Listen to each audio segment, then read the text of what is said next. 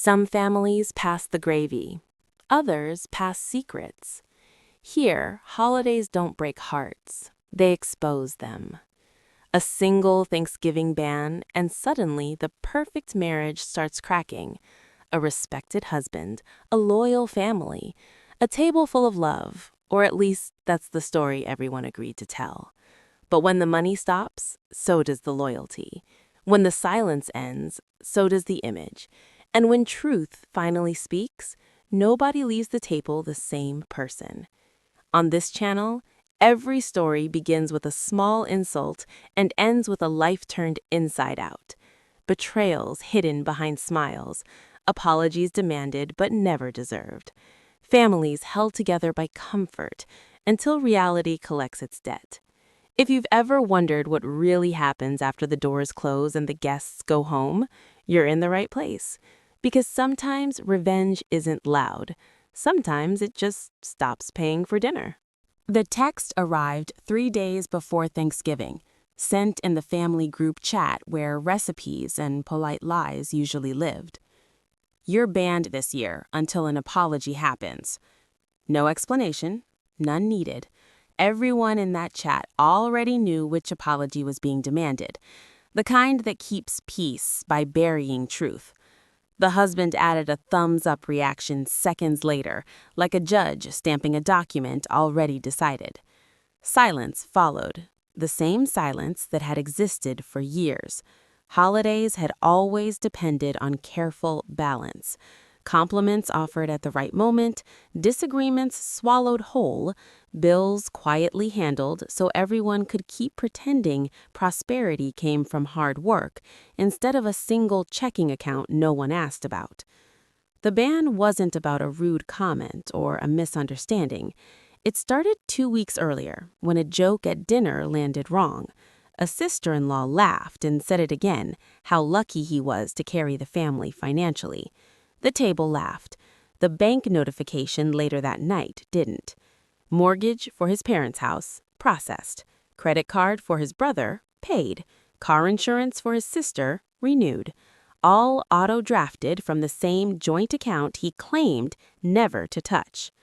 When asked, he smiled in that patient, practiced way, said helping family was a duty, said questioning generosity looked petty, said gratitude didn't need to be spoken because love was obvious. But gratitude always showed up when the transfers were late.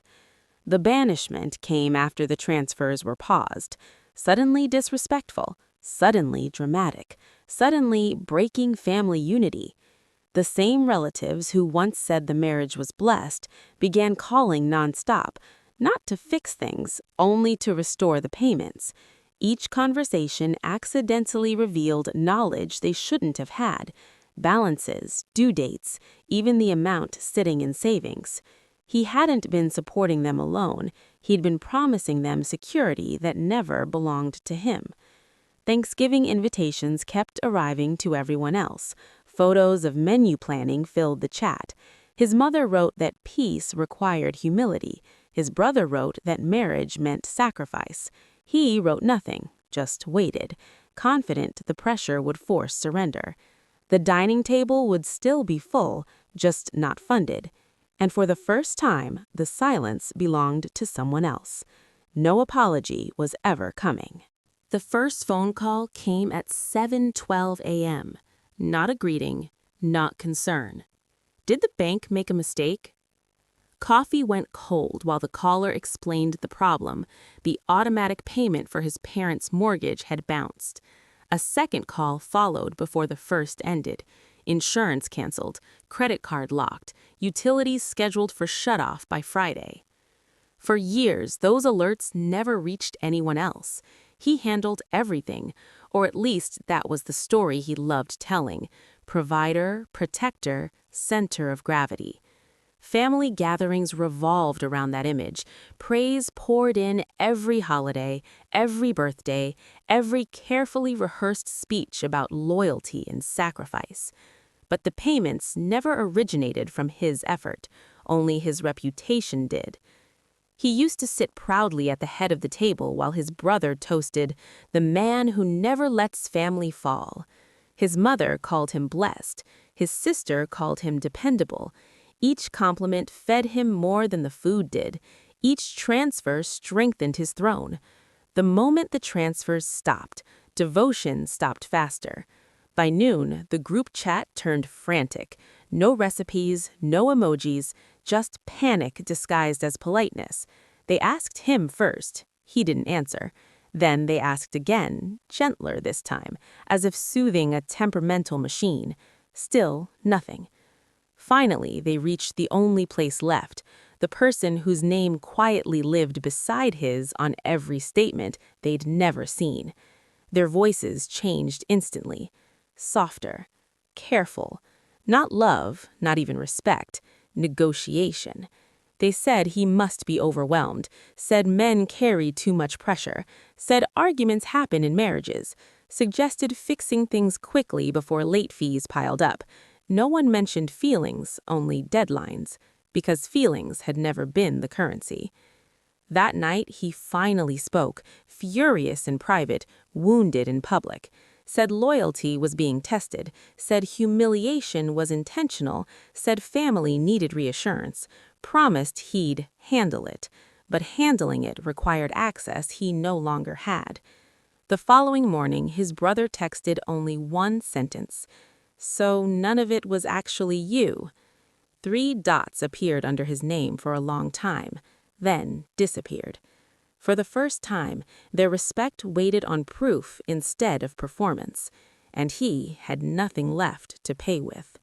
Thanksgiving used to sound like silverware and polite laughter. That year it sounded like whispering behind closed doors. The invitation never came, but the phone calls did. His mother called first, voice shaking in a way it never had during any argument before. Not to defend him, to ask what else had been seen. Strange question. It only made sense after the pause that followed, the kind of pause filled with history no one wanted spoken out loud. Because the bank alerts weren't the first discovery. Months earlier, a late-night notification lit up the screen while he slept beside it. A rideshare charge in another city, a hotel booking 2 hours later. When confronted, he said it was work travel, then a coworker dinner, then a canceled meeting. The explanations kept changing until exhaustion did what proof hadn't yet done: forced quiet. The quiet broke when his sister accidentally dialed the wrong number weeks later. Her voice came through clearly, not knowing who listened. "He told her you already knew." Another voice answered, hushed and irritated. "Of course she doesn't know. Just keep things normal until after the holidays."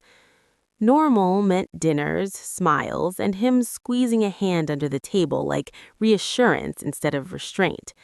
After the payments stopped, normal died with them. His brother asked whether the car he'd been borrowing for business was still insured. The address connected to the policy wasn't his office. It was the same hotel that appeared months earlier, the same one his mother suddenly claimed to recognize before quickly correcting herself. One lie might have been forgivable. A system wasn't. Each relative revealed knowledge in fragments, dates remembered too precisely, locations explained too quickly, advice offered about forgiveness before confession ever happened. They weren't discovering betrayal, they were managing it. They protected routine, protected gatherings, protected the image of a good man who kept checks clearing and holidays peaceful. Truth threatened comfort, so truth was delayed.